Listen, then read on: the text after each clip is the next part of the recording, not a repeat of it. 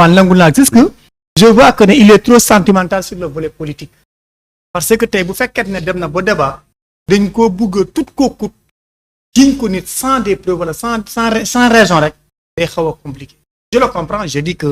je vois leader boo xam ne plus de cœur mooy wax parce que xam naa ne da am na lu ko metti d'ailleurs nekkul lu ko gënal tey mu toog fi gis leader am politique nekk en prison d'ailleurs wax naa ko ànd mais Cheikh lu ma bëgg a wax foofu rek mooy dama la ne bu pouvoir bi njëkkee ñëw lu njëkk wax mooy les assises nationales de la justice c'est-à-dire que tey dañu jàpp ne tey muy président muy Sonko justice bokk na si ñu leen fal bu ma ne justice bokk na si ñu leen fal falu leen directement mais indirectement parce que injustice bu le président Macky Sall ak ñi nga xam ne te ñu ngi prison buñ ko tegee Sonko ak Diomaye ci la le peuple si boppam jóg résister pour jël décision nag pour régler définitivement cette question c'est comme ça qu'ils ont quitté de prison dem palais léegi nag dégg naa en résumé de ses propos bon nee na Pastef amul lu ñu fa waxut exemple tey le régime sortant amul lu ñu fa waxut encore le kilifa diine je pense que là c'est trop exagérant pour dire vrai mosuma gis responsable politique Pastef bu taxaw saagalee kilifa diina mosuma ko gis mosuma gis koo xam ne que tey Pastef mun nañ ko ràññee jàpp nañ ne kii xeexkat projet bi gëm na projet bi ñëpp xam nañ ne tey couleur am sympathisant Pastef la à 100% ñu gis ko muy saaga kilifa diine yi d'ailleurs le menteur politique muy le président Ousmane Sonko taxaw na publiquement mu ne képp kuy saaga jàppal ne bokkoo si ñun c'est vrai nag à un moment donné il y avait des anticorps parce que dama ne ñu avions dañu amoon jeunesse boo xam ne on avait xamatuñu fan la ñu war a jaar bu xeex avec le président Macky Sall parce que nous avions un régime voyou délinquant mais c'est ça je l'assume on avait devant nous un régime voyou et délinquant mais aussi un régime naissant tool lu mu bëri n'oubliez pas qu'ils sont mais 2500 plus de 2500 attaque régulateur doo ko wax mooy non c'est ça xamul tam wax la da koo wax ci français rek mais dis la yaa comprendre lu ma ne un régime délinquant et voyou mooy lan mënuma concevoir tey régime boo xam ne xam nga ba ñu yërmande ci sa jeunesse mooy rey dugal prison toroxal leen ci loo xam ne jeune boo xam ne sàccul deful dara dafa jóg rek pour réclamer droit de liberté nga mun a jàpp plus de 2000 quelques jeunes dugal prison rey plus de 80 quelques 3 jeunes Sakaz waxuñ ko yaay booy et dama ne loolu moo am na y a des centaines de choses yoo xam ne kenn xamul nu muy demee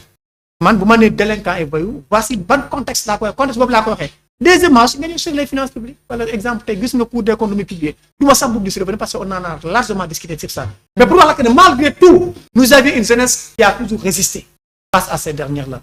ñoo xam mais résistance bi ban façon résistance la woon bon xam nga man je pense que régime Macky Sall je le dis ici et présent nu ñu jëloon tey ak nu ñu defoon avec la jeunesse man je le dis et ça n'engage que moi dama jàpp ne bépp résistance était légitime pour faire face à Macky Sall parce que waaw pourquoi très bien pourquoi mooy Macky Sall nekk na régime boo xam ne que ndaw ñi bu ñu jógee xam nga tey boo nekkee nit yàlla am lu mu la may nga nekk doomi baadoole nga am escalier yu lay tox bu yàlla dëgg la pouvoir yàllaa ko jox la ko ñu may la benn mandat loolu doyul bu nga ñëwee nga jëmloo les Sénégalais que damay indi lan audit bi ñëw nga jàpp ne wala coow li bëri ku ñëw rangé wu nga bàyyi ku ñëw nga jàpp dugal prison adversaire politique bu jóg nga faagagal jeunesse bi noppi di la ko nga def ko Khalifa Sall def ko Karim Wade muy kon ñëpp nangul la ko nga ñëw dem 2019 nga gagne élection yi la loi finance boo xam ne dañu ko lié moi en 2009 ne bépp président bu ñëw pouvoir da ngaa def benn compte rendu ku dee ko dafa def liggéeyam nga ñëw en 2019 bañ a def benn loi parce que xam nga ne ay la majeure partie de ces sympathisants ñu ñuy utiliser alal réew mi jaarul si yoon nga couvrir ànd ci ñoom de 2019 ba li amul benn loo xam ne mën nga ko certifier Sénégalais yi rendre leen compte suñu nga gérer la nga xam ne sont les biens publics. léegi naqar googu moo taxoon ngeen doon résister rek baax na. non je viens samay argument. non parce que kii boobu dañ ciy ñëw moo tax point boobu après dañ koy yaatal moo tax ma wax en résumé lu tax résistance bi baaxoon n'importe quel moment. loolu ñëw nga ñëw en 2021 ndaw ñi am benn jeune boo xam ne te jóg na joxe bakkanam pour le peuple sénégalais nga dàq ko raje ko au nom de quoi au nom parce que dafa bañ injustice nga ne leen suur na ndaw ñi ne amul problème comme que dàq nga fu ñu ko liggéey dañ koy jàppale yóbbu ko ensemble représente le peuple mu nekk un seul député qui faisait face avec presque des centaines de députés mais malgré tout saa yi mu waxee ñu sentir que le Sénégal est représenté ñu ànd ci ak moom ba loolu doyu ko nga nekk dañ koy exécuter parce que kii bi moo ko bàyyi fu ma jëm ak moom du neex nga ñëw 2021 jàpp ko peuple sénégalais jóg de manière légitime et de manière légale manifesté wu wan la que ne lii neexuñu nga am ci courage faat 14 jeunes nga bàyyi seen leader ñëpp jàpp ne jeex na ñu dëkk bi nekkaat ci jàmm nga génn devant les médias nga def ce qu'on appelle un mensonge d'état osé taxaw devant les caméras nekk soulèvement populaire bu am Covid-19 moo ko waral ñëpp xam ne c'est pas vrai lu ko waraloon mooy que injustice bu nga yàgg a teg ci kaw peuple Sénégal dafa doy loolu weesu nga toog 2 ans 3 ans nga ne non bon lu ma yàgg bu ma ko bàyyi du ma arrangé parce que régime bi may gis bu ñëwee non délinquants fiscaux la ñii nga xam ne te sàcc nañ alal réew mi ils vont tous pourrir en prison dama koy def par force je vais lui mettre en prison par force et je ferai face à la jeunesse en moyenne d'une semaine nga bëgg a mettre plus de 2000 quelques jeunes innocents yoo xam ne en prison waxuma de en moyenne presque d'une semaine nga bëgg a yóbbu coup bi ba ay 80 quelques jeunes yëpp nga massacre leen rey leen pour lan pour orgueil du pouvoir rey leen pour lan parce que kii bu ma remplacer neexut voici les critères yoo xam ne que jàppoo daante le régime de Macky Sall tous les moyens étaient bons pour dire stop à Macky Sall et ce que la jeunesse a fait bu mu demee boo xam ne que nekkul si dëkk ci la génn avec seen loi d'amnistie boo xam ne dañ ko forcer le peuple sénégalais ñu dem génne leader politique yi peuple bi jeunesse boo ne ko nag boo bëggee jàmm ñu dem si jàmm boo bàyyi woon Sonko kenn du dee bàyyi nga leen dañ dem élection boobu naa bu mu leen bàyyi kenn xeexul dañuy dem dans les urnes ñu prouver que ne que lii lañ doon xeex on l'a encore confirmé avec 54% et première fois dans l'histoire politique du Sénégal yaa ji voici les lii moo borom jeune mais à part ça y a absolument rien d'autre que ça lii moo tax ma jàpp ne te le régime de Macky Sall tous les moyens étaient bons pour dire à Macky Sall stop mais nag dañu wax dëgg mais ñu kon tous les moyens sont bons moyens yooyu noonu bokkoon na ci ay saaga ak ay xastante ci tablato yi non parce que ñoom ñu fii wax man dama la wax naa la ma ne la on digne sympathisant de Pastef du saaga d'accord képp ku gëm le projet Pastef du saaga xam nga lu ñu jaay Sénégal mooy lan mooy xam-xam ak lu ñu gëm wax naa la ko man Abdou Maye gisuma lu tax war a toog fi wax lu ma gëmul d'accord sama diggante gi rek la parce que dem Sonko dafa taxaw grand théâtre devant tout le monde mu leen le prophète paix salut sur lui et son idole politique man gëm naan sama mentor politique muy le président Sonko du ma gën a gore nu ma gëm na que tey day jaamu yàlla si politique man Abdou Maye fu ma toog noonu laa gëm ne damaa jaamu yàlla si politique te képp kuy sympathisant du projet au nom de jubal jubbanti noonu nga siy jaamoo yàlla ba tax te yépp lay wax ko sa diggante ak yàlla mais aussi nga teg ko ci xam-xam man lu ma bëggut mooy toog jiiñ pour jiiñ man yépp lu ma wax dama koy teg si ay faits yoo xam ne c'est un peu concret d'accord voilà d'accord alors Cheikh pour ñu tëj foofu rek ci le cas de Lat Diop tey jàpp nga ni lan ngeen fas yéenee def pour moom mu daal di génn prison da ngeen defaat ay recours non ñun xam nga on est des républicains mais da nga may 30 secondes. allez-y waa ji def na fi historique am wax genèse am tourner jëli argument am ñëw teg yow li mu wax lépp 90% dem na ba yeewu boppam d'abord nee na Ousmane Sonko yonent bi mooy roy waayam le Coran nous dit que œuvrer pour Dieu à travers les hommes maanaam jaamu leen yàlla ci biir ay jaamoom. gis nga nan laa la ko mën a waxee ñoom dégg nga benn baat bi muy expliqué mu ne moment boobu toll na foo xamante ni lépp lu ñu mën a def ba jëlee fi Macky Sall dagan na c'est le mot qu'il a utilisé lépp lu ñu mënoon def ba jëlee fi Macky Sall dagan na valable na loolu républicain dina ko wax ut nguur jar na loolu donc loolu nag moo taxoon il fallait que l'État jël ay responsabilités am soxna si benn loxo du tàccu 87 morts yi ñu ngi leen di masaw di ñaan yàlla mi dara teewul yàlla na leen yàlla yeesal yéen mën de seen kaw mais xale yooyu dañ leen nax pour la majeure partie dañ leen gëm loolu amul dañ leen gëm loolu y avait un projet qui a été rédigé par plus de 4000 cadres un projet qui avait une solution concernant l'ensemble de nos maux de 60 à nos jours fu projet bi toll c'était des illusions ce gars c'est un vendeur d'illusions dañ ñu nax dañ ñu wax loo xamante ni dara amu ci boobu ba tey ci ay wax la ñu nekk boobu ba tey amul acte bu concret boo xamante ni teg nañ ko loo xamante ni le Sénégalais lambda di ci sentir boppam quand El Malick Ndiaye nous parle de la dignité du parlementaire kooku yëgul saaku ceeb lu muy jar 24500 lay jar. wàññeeku na. waaw non parfumé moo wàññeeku parfumé 24500 lay jar. loolu du ma ko werante maa koy jëndi. riz brisé bi wàññeeku na. la may brisé. mooy non parfumé bi ngay wax. boobu wàññeeku. voilà te boobu en temps normal baaxul. boobu on doit pas le consommer non baaxul. consommé local lañu. waaw mooy non je termine. waaw après non dafa bokk ci ponk yi. waaw dinañ ci yaatal. waaw pour dire quoi maanaam ñi amoon na moment boo xamante ni xeex bi. ñoom dañoo waxoon teg jeexal. waaye léegi état dama lay wax ni les mots sont maanaam dafa nekk d'une gravité extraordinaire même. mais bu fi amee fukki nit yu génn. bëgg a semer la terreur. ndax am nañ ay aspiration am nañ bëgg-bëgg gu ñu am ci réew mi bëgg a yàq la culture nationale armée day jël responsabilité am. benn loxo du tàkk. léegi nag gone yi faatu. am na si ñoo xamante ni c'est des martyrs ils méritent notre respect. dañuy simbi suñu mbaxane ñaanal leen suñu borom jéggal leen. mais ci biir ñoom amoon na ay voyous. amoon na ay sàcc amoon na ay agresseurs ñi gàmmook ñi raas dem la. c'est-à-dire qu'il parle du projet le projet Ousmane Sonko c'est-à-dire que ce qu'il a fait tout le monde peut le faire. il est tout simplement parti de da ngay fekk ay gone yoo xam dañoo désespéré. sama zaari yoruma taw honnête su may wàcc ci jël carapit nga ne ma sama carapit gi may jël sama kalandoo gi may jël. ñàkk café Touba gi may naan fajar. Macky Sall ak njabootoom ñoo sàcc xaalis bi. ñu ne dañuy monter haute cour de justice. bi ñu monter haute cour de justice ba tey am na kenn koo xamante ni nekkoon nga fi gestionnaire yoroon fi alalu réew bi ñu jël ñu àtte la. Amadou Ba mi ñu yàq deram ci àdduna bi sur l'échelle nationale comme internationale ne des fonctionnaires milliardaires qu'est-ce qu'ils attendent ministère yi nga xamante ni war nañ leen àtte yóbbu leen foofu noonu dem àtte leen kan lañ ci woowagum. kay ils parlent c'est-à-dire que ils font du bruit. di wax ni yow yaa wax ni loi d'amnistie bi bëgguloo ko ànduloo ci mais la question la notion du partiel là ça vient d'où? dinañ ci ñëw. L'interprétation ça vient d'où? dinañ ci ñëw. pour dire que ni yow nekk ci buru xaxaar Sénégal comme marché bu tas. léegi lan ngeen fas yéenee def. pour li ñu fas yéene def le cas de Lat Diop. dañuy topp mbir mi yéegal ko yóbbaat ko fi ma xam ne doonee benn parce que ñun ci état de droit la ñu nekk. d'accord lépp loo xamante ni yoon may nañu ko dinañ ko def en tout cas li ñu wërte wër mooy du ñu taal du ñu saaga du ñu yàq ay bis maanaam du ñu def dara loo xamante ni day dem tout simplement yàq li ñu wax naan la nu mu tudd ci waay les biens publics voilà wala mu yàq ni tudd la quiétude nationale duñ ko def mais c'est-à-dire que li wërte wër mooy c'est-à-dire que réew mi dañoo war a wax ak ñii bi politique di am Pastef di duggul Pastef dina dee bàyyi fi politique bi politique di am Pastef juddugul Pastef dina dee bàyyi fi politique mais ñoom s'ils veulent nous faire croire que tout est né avec l'avènement de Pastef mais loolu mais sa waay tamit. d'accord Sénégal n'est pas né avec Pastef quand même. d'accord alors ñu wax ci beneen mbir Abdou Mbaye muy le cas de Mansour Faye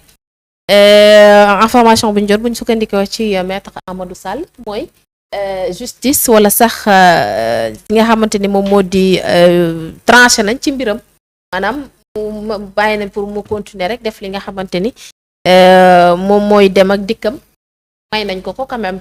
bon man balaa may ñëw si cas Mansour dafa am lu ma bëgg a laajte. loo bëgg a leeral doyen Cheikh tuuti waaw. parce que dégg naa si ay propos mu ne. à un moment donné benn minorité de 10 wala 15 personnes bu ñu jógee bëgg a yàq l'honneur wala la dignité d'un pays. c'est normal que l'armée bi jël ay responsables mais Cheikh je pense que vous allez confirmer avec moi. non dama laaj wala. kon non damay poser question. waaw ba am tontu la. non pare bu ma question bi mooy ñëw. j'espère que vous allez confirmer avec moi que ne. yow gisoon nga ay civil génn jël ay armes di tirer ci kaw seen moromu civil gis nga ko wala gisoo ko. non man mënumaa confirmer thèse boobu noonu. mënoo confirmer xam nga tax mënuma ko confirmer. laaj ma lu tax. non man oui ou non rek ne nga gisoo. non néew ma gis moom mënuma ko confirmer. non Cheikh attends. ah non on parle du tubaab. dama non ce que je te demande gis nga wala gisoo mën na ko gis na mën ko ñàkk confirmer gis nga wala gisoo Cheikh. mënuma ko confirmer. c'est clair demande-moi le pourquoi je vais répondre à ta question. des fois nga gis ramasse lu ci ëpp ñi lay jàpp ay tenue civile la ñu sox man de ramasse yi ñu ma mës a jàpp yëpp soxna Dia ma dem fële ca police boobu mbaa Guédiawaye na may jàpp de bu ñu ma mbéjoon à première course naa fayu y a rien qui prouve que ni c'est des politiciens des policiers gars yi bu ñuy dox sax ay bande la ñu gën a ñuuloo ay tiset la ñuy sol ay tabaco njaax ci mbedd mi ñoo ñuy jàpp ramasse wala mos ñu la jàpp ramasse yow non pour dire voilà man jàpp ni ma ramasse waaw loo bëggoon a wane foofu xaw koo nangul tuuti mooy waaw buy wax damay sentir benn moom benn intégrité boo xam ne tey moom askanu Sénégal la teg ci kanam la patrie avant le exactement yàlla sedd na ko man loolu laa xaw je peux me tromper de bonne foi mais Cheikh bi waaw man xam nga aussi à un moment donné il faut qu'on se dise la vérité Cheikh Sénégal lañ nekkuñu États-Unis ñun ñëpp xam nañ ne toog nañ fi gis ay nervi ñi nga xam ne ñii ay mbër lañ ñi nga xam ne wóor nañ ne kii mosul jege homme de tenue yor ay armes di tirer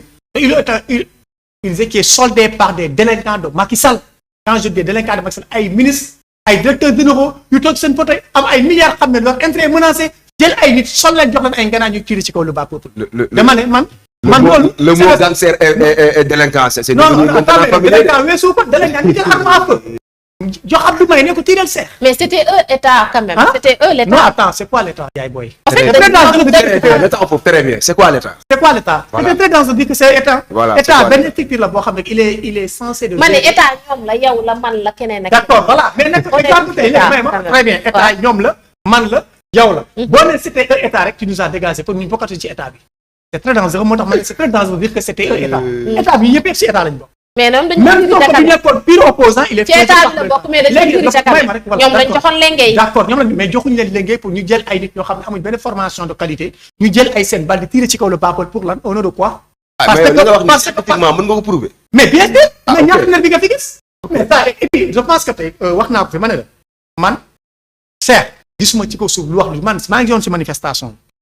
dama gisaat yàlla bi ñu sat je le dis je le ça n'engage que moi. parce que amul Sénégalais bu ku mu bokk ne Abdou Mbaye Faye mu ngi yoon devant ci combat bi je le dis loolu caméra tous les images sont là mat mënuma ko nëbb loolu man loolu laa gëm damaa jàpp ne si c'était à refaire dans ce régime ma gëm ne dama ko def naa ko defaat parce que à un moment donné aussi tey loolu la ñu amoon suñu askanu Sénégal amuñu xaalis bu ngay fëgg kër bu ne di ko jox xaalis comme ni ñu ko doon defee les anciens li ñu mun a wax mooy suñu honneur ak suñu dignité xeexal ko notre peuple bu ñu gëmee ne mun nañ ko léegi loolu xew na fi ñëpp gis nañ ko mais quand même Cheikh man bu fekkoon ne tey policier rek gis nga bu fekkoon man damaa jàpp léegi question bi ma la bëgg a laaj ma bàyyi la nga continuer parce que yow ba tey posé woo ma question man li ma la bëgg a laaj mooy malgré tout ça là génn bi taal bi saaga bi laay bi poste yi et cetera. Quelle a été la finalité? La finalité était on avait réussi à dire stop à Macky Sall et son régime. C'était ça la finalité. yow tu penses que ça en valait la peine? Non, laisse-moi. Non. 87 morts. Dëggoo ma ne. Mais qui les a tirés? Mais la responsabilité est partagée. La responsabilité est partagée. Attends, non. Mon frère, c'est-à-dire que man je préfère une évolution à la place d'une révolution. Cheikh, vous m'avez posé une question. Allez-y, je vous en prie.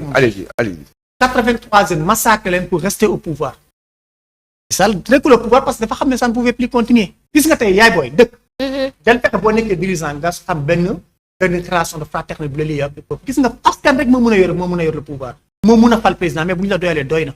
ñëpp xam nañ ne Macky Sall était dans ses jeux politiques.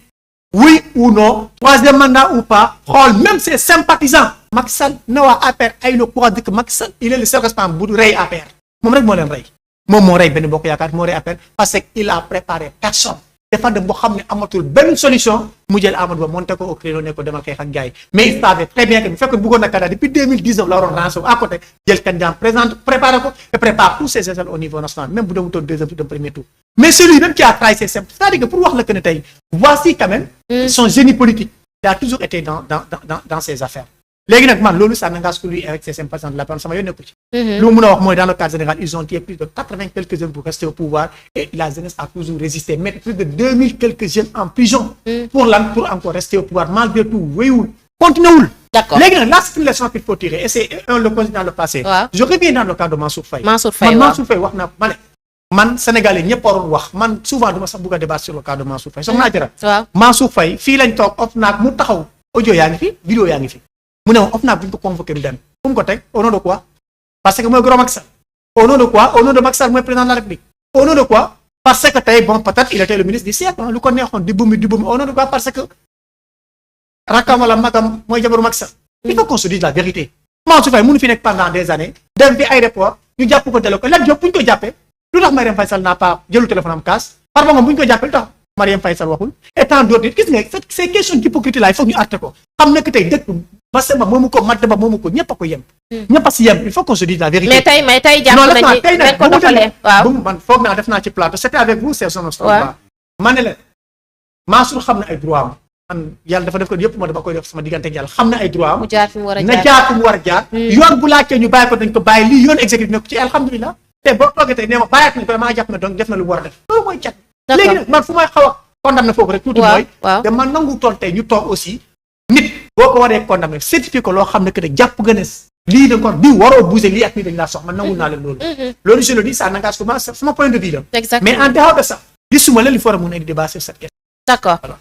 Pour le cas de Mansour. Non mais il a tout dit musuma d'accord ak moom mais d'accord naa ak moom sur ce point maanaam yoon daf ko war a jox ordonnance bi koy xamal ni amul droit quitter le territoire national bu fekkee kayit boobu amul Mansour am na droit jënd billet avion dem voyager dem fu ko neex parce que amul lenn lu koy tere interdiction de sortir du territoire national amul. Mais est-ce que tey yoon da ko may dëgg quand même.